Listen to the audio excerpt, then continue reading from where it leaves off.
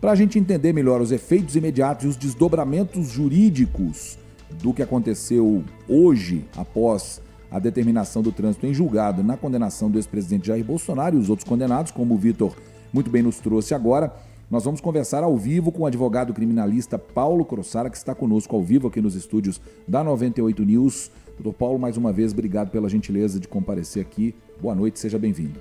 Boa noite, eu agradeço o convite. A partir de agora, a prisão, especialmente do ex-presidente Jair Bolsonaro, deixa de ser preventiva e passa a ser um cumprimento da pena definitiva, né? Na decisão, o ministro Alexandre de Moraes disse que ele passa a cumprir pena inicialmente em regime fechado. Mas esse inicialmente tem a ver com o sistema de progressão de penas do próprio país. Não quer dizer que isso possa ser mudado nos próximos dias, né? Sim. O Brasil adota esse regime progressivo de pena, que é muito diferente do que a gente vê nos filmes americanos, né? Que a pessoa fica presa, fechado o tempo todo, aí dá o cumprimento, a escola abre a porta, joga a pessoa para fora e tudo, né? Aqui a liberdade vai progredindo, né, ao longo do cumprimento de pena. No caso desses réus, especialmente, que são todos primários, mas o crime é cometido com violência e grave ameaça, o nosso código fala que eles têm que cumprir 25% da pena no fechado, até que eles possam progredir para o semiaberto, depois mais 25% do tempo remanescente para ir para o aberto, sendo que com 1/3 da pena cumprida eles podem ter a liberdade condicional. Uma dúvida que me surgiu agora em relação ao ex-presidente, ele tem ali seus problemas de saúde, por isso, muito provavelmente, os advogados vão pedir que ele cumpra a pena como ele estava antes na casa dele. E agora, diante dessa informação que o senhor disse, que tem que ser 25% da pena em regime fechado, né? Dá mais ou menos 6 anos e meio, e né? como que isso vai ficar agora, por exemplo, se eles alegarem essas questões de saúde que ele apresenta? Pode modificar de alguma forma? A prisão domiciliar não altera a questão do regime de pena. Ela é uma questão humanitária. Você pode estar no fechado em domiciliar, você pode estar no semiaberto e domiciliar, você pode estar no aberto, que normalmente é domiciliar ou aberto. Né? Essa é uma questão humanitária que com certeza vai ser pedida pelos advogados, mas o ministro Alexandre de Moraes um pouco que já adiantou que ele vai decidir, porque havia esse pedido e depois, nesses autos da ação penal mesmo, né, que era para manter ele em domiciliar depois do trânsito em julgado, só que ele julgou esse pedido prejudicado, ou seja, perdeu o objeto, não há mais nada a decidir, depois que ele revogou a domiciliar naquele inquérito de obstrução de justiça por tentativa de violação do dispositivo eletrônico. Ou seja, ela tem esse caráter humanitário, mas pelo aumento do risco de fuga, o ministro Alexandre de Moraes meio que já decidiu, olha, ele não tem condições de ficar em domiciliar porque ele vai fugir. Né? O que tem que ser garantido para a pessoa que está cumprindo pena é o direito à saúde.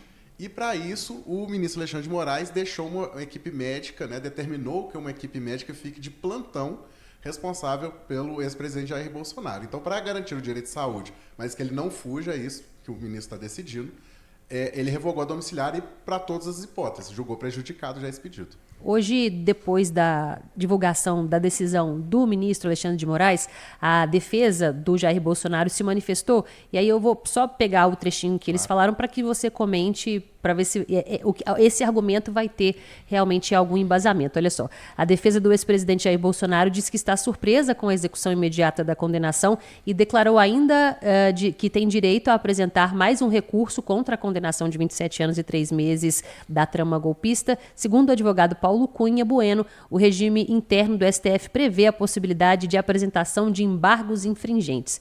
E aí tem um trecho aqui que foi divulgado também, e agora, diante disso tudo, isso que foi dito, como que fica? É porque o que acontece? O regimento interno do Supremo Tribunal Federal, ele prevê os embargos infringentes, que também está previsto no Código de Processo Penal.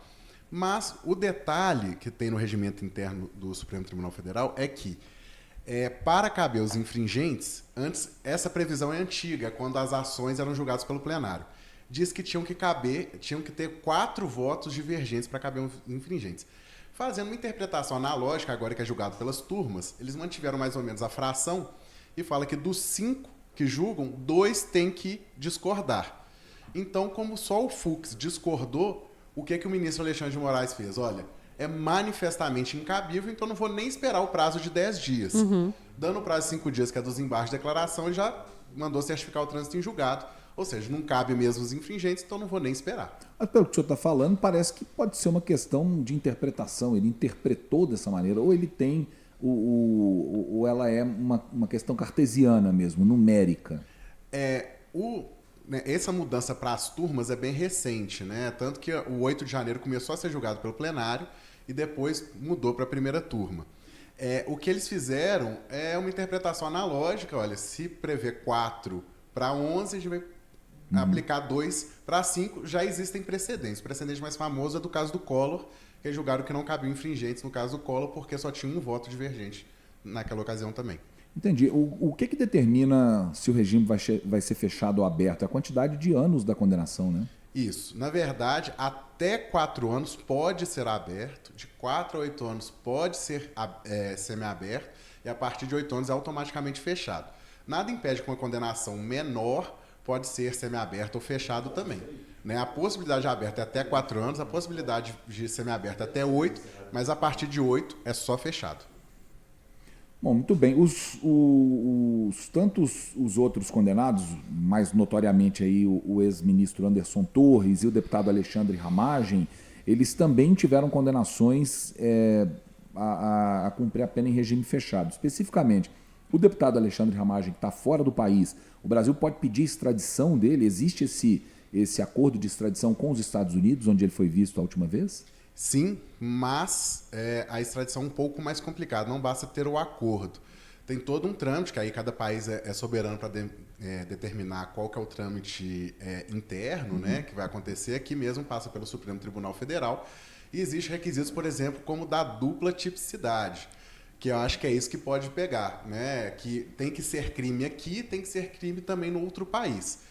E me parece que no ambiente político americano, eles podem dizer, olha, essa conduta aí deles aqui não é crime, então não vamos extraditar. Isso pode acontecer. É uma decisão que pode ser, então, mais política do governo dos Estados Unidos. Com certeza. A extradição tem esse caráter político também, e aí cada país aí define seus trâmites internos. Aqui passa feito pelo Supremo Tribunal Federal, por exemplo.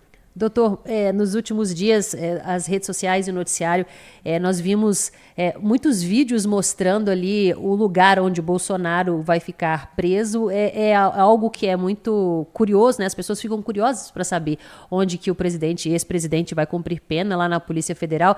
E aí o que eu ouço é que por que ele está nesse lugar? Por que ele não está num presídio? Eu queria que o senhor explicasse. Essa sala especial com aquele tanto de estrutura, por que ele está lá e não em um outro presídio, para que as pessoas entendam como que funciona isso? Na verdade, ele era uma prisão preventiva. O nosso Código de Processo Penal, ele prevê cela especial para prisões preventivas para ex-mandatários, por exemplo, governadores, presidentes, etc. Então ele está tendo toda essa deferência por ter sido presidente. O que resta saber a partir de agora é o seguinte, o que está na decisão do Alexandre de Moraes ele vai ficar lá por enquanto, porque agora começa uma outra ação, que é a ação de execução. Né? Você pega a execução, expede a guia de execução, a guia de sentença, e ela inicia um novo processo, um processo de execução da pena. Uhum. Então, por enquanto, ele vai ficar preso lá, porque preventivamente é onde é determinado que tem essa cela especial. Só que no Código de Processo Penal, para cumprir a pena em definitivo, é na penitenciária. Então, resta saber o que vai acontecer. Por quê? Há um precedente, inclusive, do Lula, que ele estava preso na Polícia Federal.